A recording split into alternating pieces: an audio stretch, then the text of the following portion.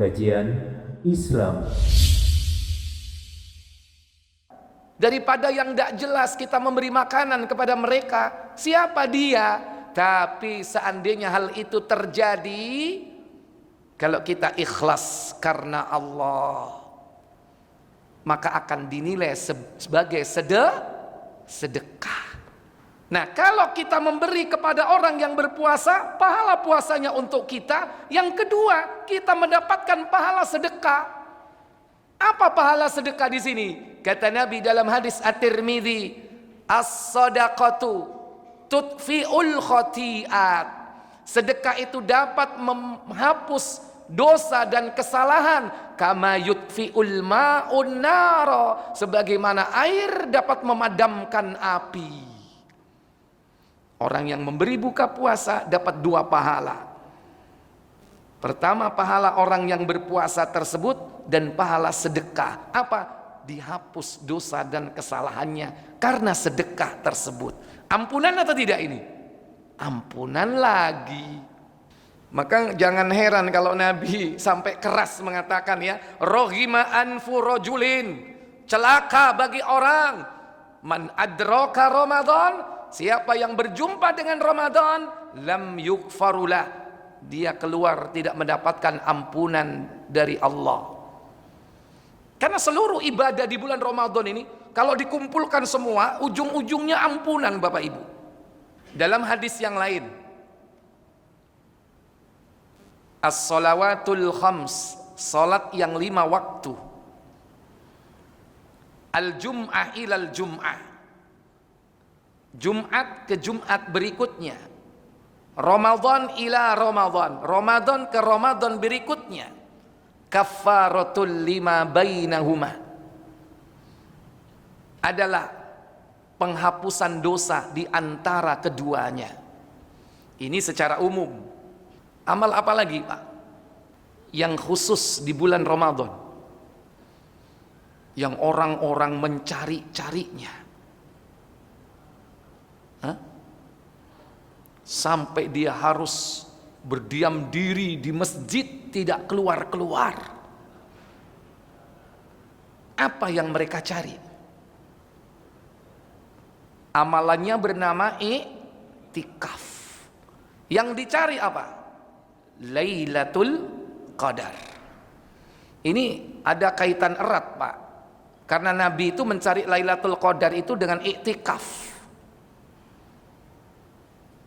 Dan i'tikaf itu fil masjid, di masjid. Kalau di rumah itu bukan i'tikaf, mabit. Kalau di jalan, mobat mabit. Kalau di jalan, mobat mabit, itu bukan Lailatul Qadar, Lailatul Modyar. I'tikaf di masjid. Dan i'tikaf yang the best, berkualitas, dilihat dari jamnya, waktunya, dan dilihat dari konten isi apa yang dilakukan pada saat iktikaf. Lihat dari waktu. Yang paling berkualitas full 24 jam. Dan Nabi menuntunkan iktikaf itu dilakukan, diawali selepas sholat subuh. Selepas sholat subuh Nabi masuk ke tempat iktikaf sampai subuh berikutnya. Berarti berapa jam? 24 jam. Berarti siang dan malam. Makanya tuntunan sunnah dalam iktikaf itu, la yashhadu janazah, tidak boleh mengantar jenazah. Memang jenazah malam-malam, umumnya siang kan? Kalau ada, nggak boleh diantar kalau kan udah niat iktikaf.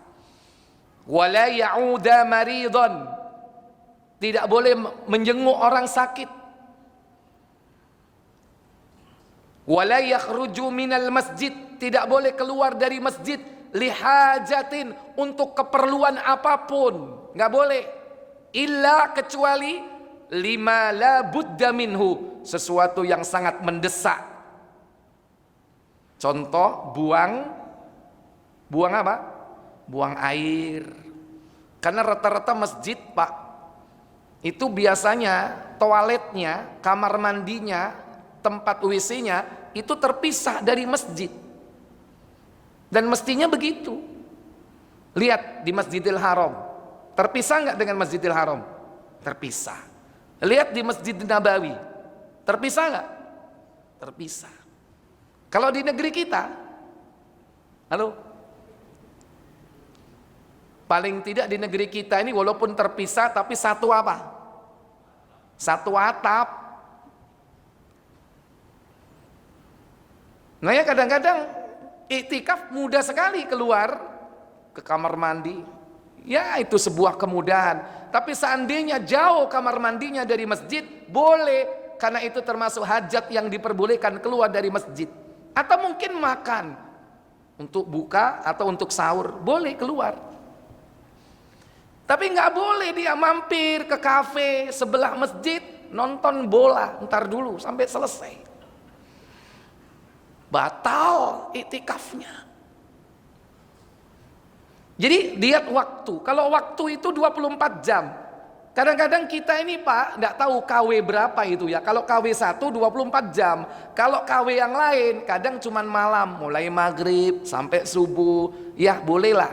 Para ulama membolehkan iktikaf di waktu-waktu seperti itu. Mulai dari maghrib sampai nanti subuh boleh. Atau hanya 2 jam 3 jam boleh. Tapi iktikaf KW, nggak tahu KW berapa. Antum itikaf cuman 1 jam, nggak tahu KW 16 itu. 16 itu 16 bukan 16. Jadi lihat waktunya. Nah baru nanti kualitasnya dilihat apa? Konten isinya. Lagi ngapain dia selama 24 jam itu? Kalau tiduran kelihatannya baca Quran tapi chatting, nah itu beda lagi. Lihat kontennya, isinya apa? Kalau isinya sholat, isinya zikrullah, isinya baca Al-Quran, isinya taklim, mempelajari kitab Allah, menyampaikan nasihat, nah itu kontennya harus berkualitas. Sampai seperti itu kita dituntunkan iktikaf. Segenap potensi yang kita miliki, kita kerahkan, tenaga kita, pikiran kita, harta kita. Ma, aku sebulan gak pulang ma.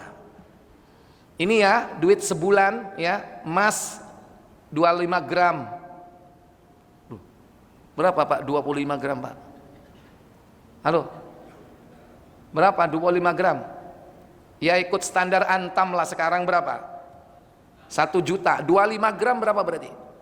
25 juta untuk 10 hari. Ma, aku mau iktikaf ma ya di masjid tertentu yang dekat rumahnya mungkin ya, atau mungkin mau iktikaf di Masjidil Haram. Nih 25 gram emas untuk 10 hari. Berarti potensi yang kita miliki, harta yang kita miliki tujuannya untuk Allah. Kira-kira istri dikasih segitu cuman 10 hari, jangan telepon-telepon, mau nggak? Ma, gua pesen ya, jangan telepon-telepon. Apapun yang terjadi nih, 25 gram. Kira-kira mau nggak Pak? Kalau perlu dijadwalkan kontrak 10 tahun seperti itu sama suaminya. Ikhwatal iman, aizakumullah. Berarti orang iktikaf itu sampai harus dia mengeluarkan hartanya. Apalagi sampai dia pergi ke Masjidil Haram, ke Masjid Nabawi. Tenaganya, pikirannya, waktunya, hartanya, semua itu dikerahkan untuk mendapatkan apa? Lailatul Qadar. Dan ketika dia mendapatkan saat-saat Lailatul Qadar itu, Bapak Ibu, apa yang diminta? Apa yang diminta? Ternyata mereka tidak minta banyak. Hanya satu yang diminta, yaitu ampunan. Ketika Aisyah bertanya kepada Rasul, "Ya Rasul, kalau aku berjumpa dengan Lailatul Qadar, doa apa, ucapan apa yang harus aku ucapkan?" Fakuli, ucapkan wahai Aisyah, Allahumma innaka afuwun tuhibbul afwa fa'fu anni. Wahai Allah, engkau adalah maha pemaaf, cinta kemaafan, maka maafkanlah aku. Ternyata cuman itu yang diminta. Sampai-sampai Lailatul Qadar yang ditunggu-tunggu datangnya hanya minta kemaafan dan ampunan dari Allah. Apalagi selain itu? Maka tidak berlebihan kalau Nabi mengatakan celaka bagi orang yang berjumpa dengan Ramadan tapi dia tidak mendapatkan ampunan ketika keluar darinya. Umrah termasuk tidak? Kalau dia umrah di bulan Ramadan, kata Nabi dalam hadis, al-umrah ilal umrah kaffaratul lima bainahum. Masa dari satu umrah ke umrah berikutnya adalah masa penghapusan dosa di antara keduanya. Dan apabila itu dilakukan di bulan Ramadan, kata Nabi SAW, umratu fi Ramadan taqdi hajjatan ma'i. Orang yang melaksanakan umrah di bulan Ramadan sama dengan nilainya seperti haji bersamaku. Tapi sekarang Pak, kita prihatin. Akibat dampak dari corona, COVID-19 sampai hari ini, kita belum diberi kesempatan untuk melaksanakan umrah, khususnya di bulan Ramadan. Tahun lalu, ada kesempatan nggak tahun lalu? Tahun lalu. Bahkan lagi panas-panasnya corona. Sekarang sebetulnya sudah anget atau sudah dingin ya? Sudah dingin atau masih anget sekarang? Tapi kita masih belum diberi kesempatan untuk umroh. Entah nanti besok haji. Tapi jangan berkecil hati. Masih ada cara untuk mendapatkan pahala haji dan umroh. Laksanakan zikir setelah sholat subuh sampai waktu syuruk. Dan laksanakan sholat 2 rakaat. Semoga Allah memberikan pahala seperti haji dan umroh.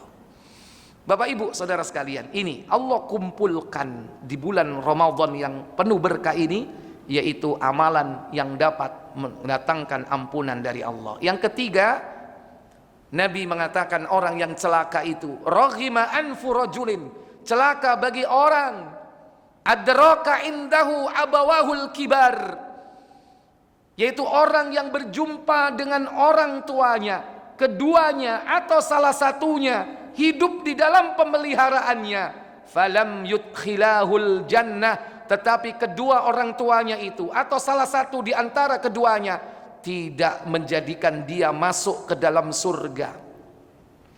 Bukankah orang tua ini sarana kita untuk mendapatkan surga Allah, yaitu dengan cara mencari keridhaan Allah melalui keridhaan keduanya. Ridhallah fir ridhal walidain wa sukhtullah fi sukhtil walidain. Ridho Allah itu tergantung kepada ridho keduanya, dan murka Allah itu pun juga tergantung dari murka keduanya. 3 kelompok manusia ini Bapak Ibu yang tidak akan mendapatkan keberuntungan, rugi. Nah, kita jangan termasuk salah satu di antara mereka. Wallahu a'lam. Ada menyebut nama Nabi tapi tidak menyebut nama beliau Muhammad ya. Tapi beliau orang yang menyebut nama Nabi itu mengucapkan sholawat enggak? Contohnya, kita harus mengikuti Nabi Sallallahu Alaihi Wasallam. Kalau ada orang menyebut Nabi Sallallahu Alaihi Wasallam, berarti maksudnya siapa? Berarti Nabi Muhammad. Maka ucapkan, walaupun tidak disebut nama Muhammadnya. Sebaliknya, kalau ada orang menyebut nama Muhammad tanpa sholawat, tanpa Sallallahu Alaihi Wasallam, antum jangan sholawat. Tetangga kita Muhammad, ente jangan Sallallahu Alaihi Wasallam atau Allahumma sholli ala Muhammad, keliru. Ya. Jadi kalau ada disebut nama lengkap Muhammad Sallallahu Alaihi Wasallam, Allahumma sholli alaihi atau sallu alaihi, ya, ucapkan sholawat atas beliau. Nah, ini yang pertama.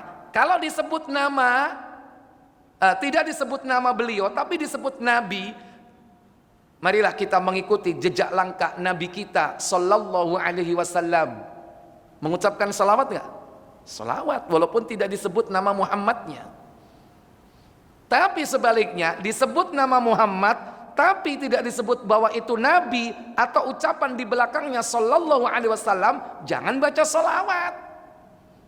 Kenapa? Itu berarti Muhammad teman ente, bukan Muhammad seorang nabi, nabi panutan kita, bukan Muhammad, bukan Nabi sallallahu alaihi wasallam. Dan perlu diketahui bahwa nabi itu memiliki banyak nama. Ada sekitar 7 nama ya, sebagai nama pribadi beliau. Di antaranya Ahmad. Nah, nama Ahmad ini terkenal di langit. Kemudian yang kedua Al-Hashir. Hashir, pengumpul. Yuksirun nasa biqadamayya, di mana kata Nabi, Allah mengumpulkan manusia di dalam risalahku. Yang ketiga Al-Mahi. Mahi maknanya panjang. Mahi, penumpas. Yamhullahu biyal kufri, Allah menumpas kekufuran karena aku. Yang kelima Al-Aqib. Ain panjang, Aqibu. Al-Aqib apa? Penutup. La nabiyya ba'di, tidak ada nabi sesudahku kata Nabi, karena beliau adalah khatamun nabiyyin. Aqib itu nama beliau. Yang keenam Rauf. Yang ketujuh Rahim. Bukan Ar-Rauf, bukan Ar-Rahim. Kalau Ar-Rauf Allah yang maha penyantun, Ar-Rahim Allah yang maha pengasih. Tapi kalau tidak pakai lam ta'rif, Rauf, Rahim, itu nama beliau. Laqad ja'akum rasulun min anfusikum azizun alaihi ma anittum harisun alaikum bil mu'minina raufun rahimun. Itu nama lain beliau, Rauf dan Rahim. Ada lagi nama yaitu Nabiyut Taubah, itu nama beliau. Marilah kita mengikuti jejak langkah Nabiyut Taubah. Siapa Nabiyut Taubah? Nabi kita Muhammad sallallahu alaihi wasallam. Atau Nabiyur Rahmah, itu nama lain beliau, riwayat Muslim semuanya itu. Atau Al-Muqaffa. Apa Al-Muqaffa? Sama dengan Al-Aqib, yaitu penutup. Itu nama-nama lain beliau. Dan kita boleh memakai nama-nama itu semua. Tasammu bi ismi, namailah namamu dengan namaku. Wala takannu bi kunyati, tapi jangan memakai gelarku. Gelar Nabi, kunyah Nabi maksudnya yaitu Abul Qasim. Cukup hanya Nabi saja Abu Qasim. Sekalipun kita punya anak namanya Qasim, kita gak boleh berkunyah dengan Abu Qasim, karena Abu Qasim hanya Nabi kita Muhammad sallallahu alaihi wasallam berdasarkan hadis tadi itu. Wallahu a'lam. Karena tidak ada pertanyaan, saya cukupkan sampai di sini. Semoga Allah memberikan kemudahan kita untuk istiqomah di dalam mengerjakan amal soleh dan tetap di dalam keimanan yang lurus, akidah yang bersih dari berbagai penyakit kesyirikan dan kekufuran. Karena semua itulah yang menjadikan amal-amal kita diterima oleh Allah tabaraka wa taala. Wa akhiru da'wana walhamdulillahi rabbil alamin. Subhanakallahumma wa bihamdik asyhadu an la ilaha illa anta astaghfiruka wa atubu ilaik. Wassalamu alaikum warahmatullahi wabarakatuh.